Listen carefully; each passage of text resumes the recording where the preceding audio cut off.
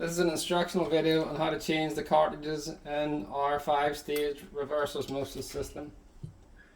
Okay, so the first thing you want to do is you want to find where the isolation valve is for the system. So this is the valve that feeds the unit from your main water supply.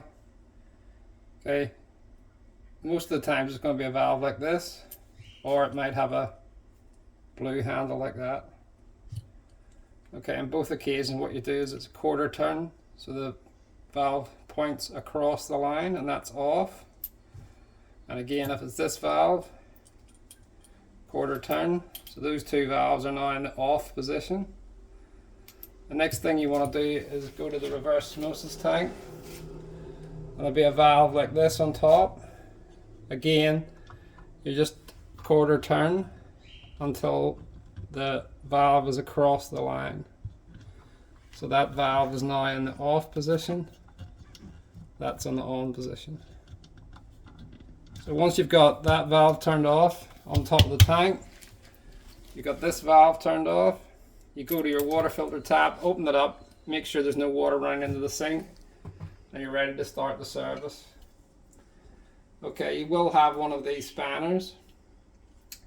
The first thing that I would do is work from the right hand side to the left hand side. This first cartridge is your sediment filter. So you put the housing spanner on like that until it grips. So it will grip onto this ridge, and then open it like that. Once you've got it, so you don't need to use the spanner anymore, you just simply unscrew like that. Okay, and inside here you'll find your sediment filter. Now obviously this sediment filter under your sink will not have the wrapper on it, this is just for demonstration purposes. Okay, now with your new sediment filter, you try not to touch these with your hands as much as possible. So when you're taking the wrapper off it, just try not to touch it at all.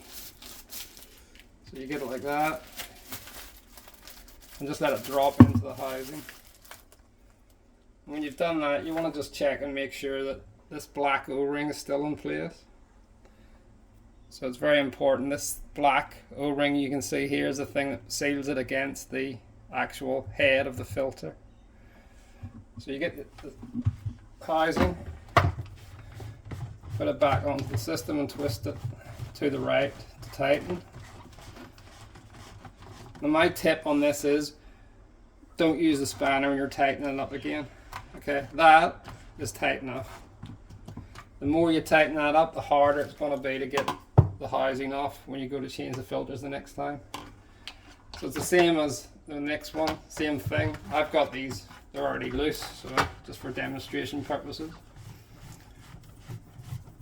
The next filter in line is your carbon filter. So again, pull the old one out. Again, it won't have the wrapper on it, but make sure that O-ring's still in place. Try not to touch the carbon filter, and undo it like that, and let it drop into the unit. So you see we haven't touched any of the filters at all. And then again, tightening back on, just hand tight. The last one is your remineralizer filter. Exactly the same thing.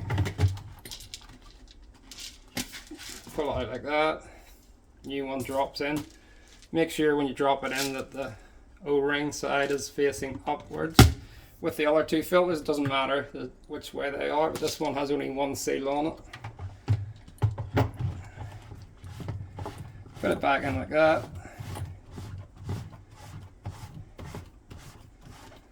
Just hand tight again. And this is probably the trickiest filter of them all to actually change.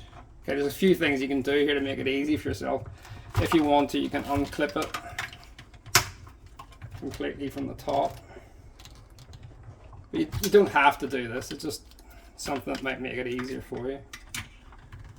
Now if you see on the end of the cartridge here, this little oval collar.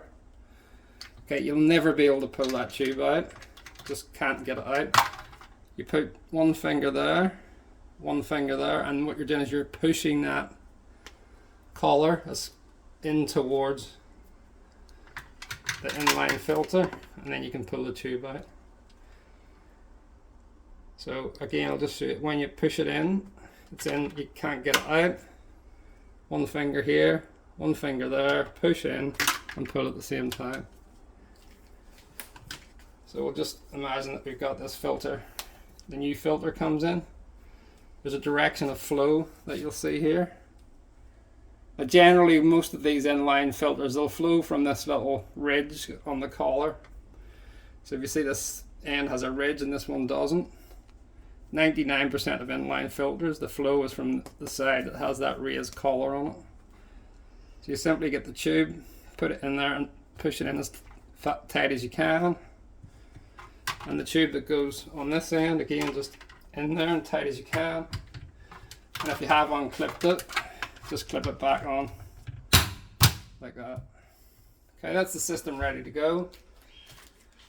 The first thing to do is turn this tap back on again. Make sure your water filter tap at the sink's turned on. Open this water filter valve up and the water will start flowing through the system and through your water filter tap at the sink. And this water will be quite dark in color because you're flushing the carbon fines out of this inline carbon filter. Just let that go until the tank is completely empty. And then turn your water filter tap off at the sink. And then turn your main valve back on again. And the system's ready to operate. Thanks for watching.